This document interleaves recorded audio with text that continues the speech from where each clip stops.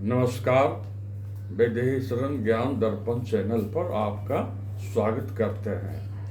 आज का विषय है महान इंजीनियर श्री विश्वेश्वरैया जी के जिंदगी का शेष भाग। नौकरी छोड़ने के बाद राज्य की विकास गतिविधियों को देखने के लिए हैदराबाद निजाम और मैसूर महाराज के प्रस्ताव मिले। 1909 में उन्होंने अपने जन्म स्थान मैसूर में चीफ इंजीनियर बनना पसंद किया। हैदराबाद में बार बार आने वाली बाढ़ से बचाव के लिए योजनाएं बनाई। उन्होंने जल वितरण, सड़क संचार व सिंचाई के लिए योजनाएं बनाई। वे कार्यस्थल पर जाते, लोगों से मिलते, उनकी प्रतिक्रिया सुनते, लोग उनको धन्यवाद करते तो उन्हें बड़ी खुशी होती। लोगों के चेहरे पर छाई खुशी ही उनका पुरस्कार था, जिसे उन्होंने सबसे ज्यादा संचय कर रखा था। सिंचाई व विद्युत शक्ति के लिए उन्होंने कावेरी नदी को काम में लाने की योजना बनाई। बांध 124 फीट ऊंचा था, जिसमें 48,000 घन फीट पानी का संचय किया जा सकता था, जिनका उपयोग 15,000 एकड़ भूमि की सिंचाई और 60,000 किलोवाट कार्य उत्पन्न होने के लिए होता था।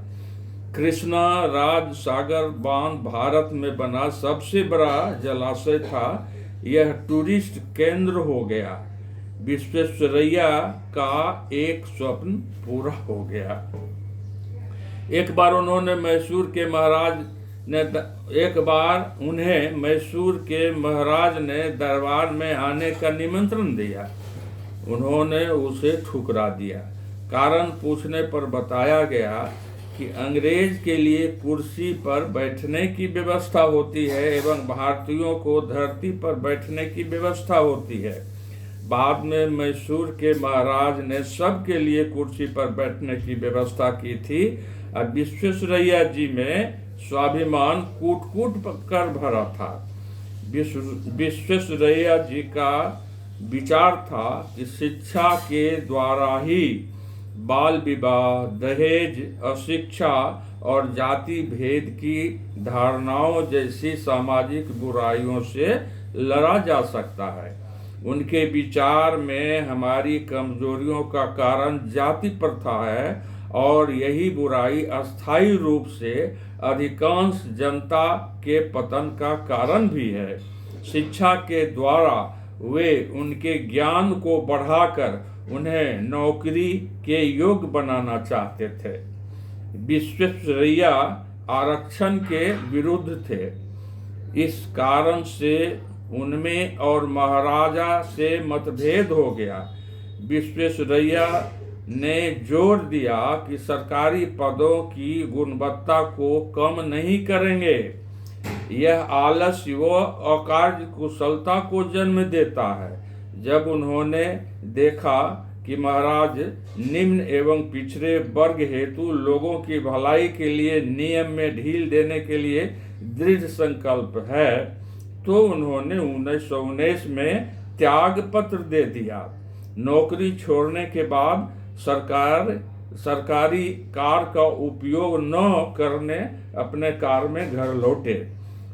जब नौकरी छोड़ी तब उनकी आयु 58 वर्ष की थी। नौकरी छोड़ने के बाद वे भारत के आर्थिक विकास के लिए मार्गदर्शन का कार्य करते रहे। 1921 में राष्ट्रवादी में सम्मिलित हो गए। स्वराज की मांग पर विचार करने के लिए उन्होंने गोलमेज सम्मेलन पर जोर दिया। भद्रावती इस्पात योजना के पीछे उन्हीं का हाथ था। उस समय करीब 92 वर्ष के थे जब पंडित नेहरू ने यह सुझाव दिया कि गंगा पर पुल बनाने के लिए वह विभिन्न राज्य सरकार के प्रस्ताव की जांच करें। उन्हें बिहार में मोकामा, राजमहल, गायघाट और पश्चिम बंगाल में से ही स्थानों को चुनना था।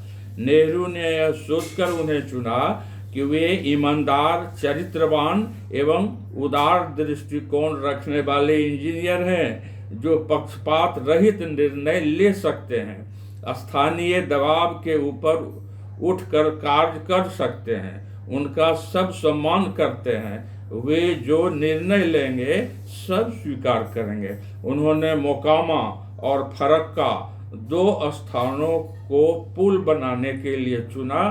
उनका आदर्श था सुविधा से पहले कर्तव्य। भारत रत्न आयु पूरी होने के बाद भी वे पूर्ण स्वस्थ थे। सुबह शाम दौरे पर जाते, सदा समय के पाबंद रहते। उन्होंने जीने का उत्साह उनमें जीने का उत्साह बना रहा। वे अपने विचारों में पूर्ण स्वतंत्र थे। उन्हें 1955 में भारत रत्न से सम्मानित किया गया। 102 वर्ष की आयु में भी वे काम करते रहे। उन्होंने कहा, जंग लग जाने से बेहतर है काम करते रहना। जब तक कार्य कर सकते थे कार्य करते रहे। 14 अप्रैल 1962 को उनका स्वर्गवास हो गया। अंत समय तक भी उनका ज्ञान पाने का उत्साह कम नहीं हुआ था। एकाग्रचित्त से ज्ञान की तलाश करते रहे। उनकी महानता का कोई मुकाबला नहीं कर सकता। उनमें गहरा राष्ट्रीयता की भावना थी, गरीब के प्रति दया थी। कोयला खदान में ही हीरा मिलता है। भारत के लिए ऐसे महापुरुष हीरा है।